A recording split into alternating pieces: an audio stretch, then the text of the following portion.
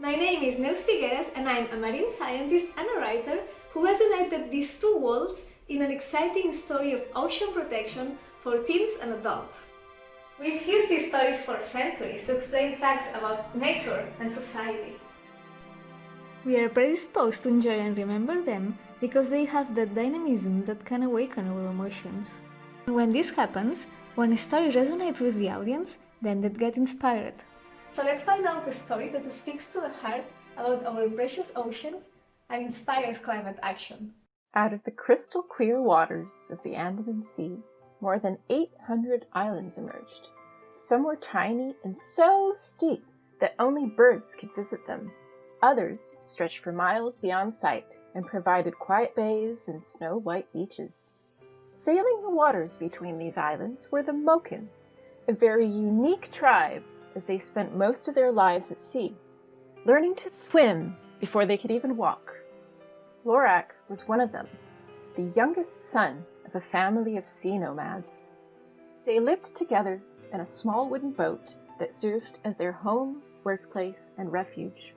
Although it should be noted that the Moken were simple people. They didn't want more than they needed, and they didn't need more than they wanted.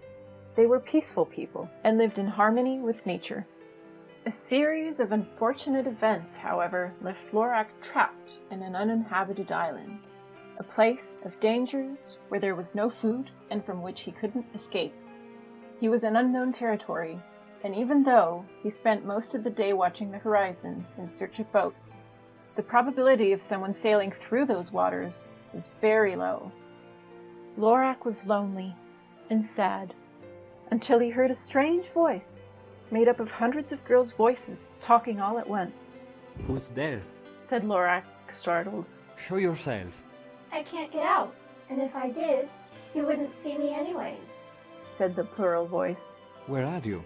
asked Lorac, looking around. "Inside you." answered the voice. Lorac ran to the shore to see himself in the sunlight and saw golden shades under his skin. That's how Lorac met Zoe. Over time, they became friends, and thanks to his new partner, Lorac was livelier, until the first rain came. "The monsoon!" he gasped. During this rough season, the sea became very dangerous, and if Lorac couldn't get into the water to get food, he would starve to death. Zoe suggested he take refuge at the bottom of the sea, sheltered from the waves. And Lorac?